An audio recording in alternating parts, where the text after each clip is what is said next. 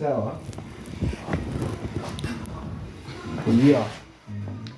Tunaanza mambo ya upelelezi. Kwamba siku zinaenda kama mwendo wa mbio za defender.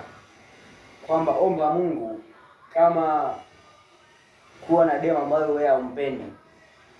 Yaani ni sawa sawa na ile siku naamka unavaa nguo ambayo yaani hujawahi kuifikiria kuivaa. Yaani unavaa nguo ambayo hauipendi. Mazoea waga yanajenga tabia. Unaweza ukazoea hadi ukashindwa kuongea. Maana hii dunia muda mwingine inafuatilia vitu vilivyopitwa na wakati au vitu ambavyo ndo vinakuja. Yaani sana sana tuseme sisi Afrika ni kama vile hatufikirii mbele. Yaani tunafikiria sana vitu ambavyo vishatupita. Yaani hauwezi kujua hata kitu ambacho kinatokea baada ya dakika mbili mbele. Unajua kitu ambacho tayari kishapita. Yaani kama sasa hivi naongea, najua kitu ambacho nishakiongea, kile ambacho nataka nikiongee sikijui.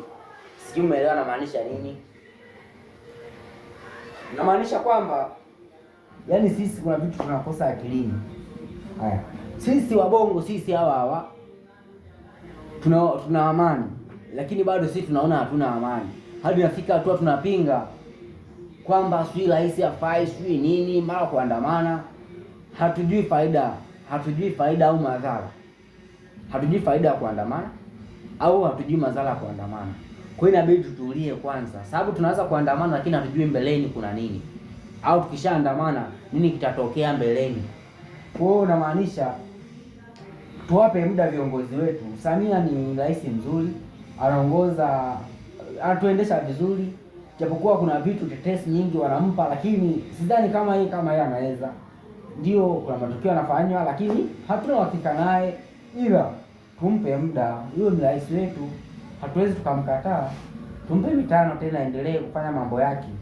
Nahisi naamini tutakuja tupende show zake. Ndio naishia hapo. Wiki jana waleta muendelezo tena. Je, tunaandamana au tuandamani? I hand right.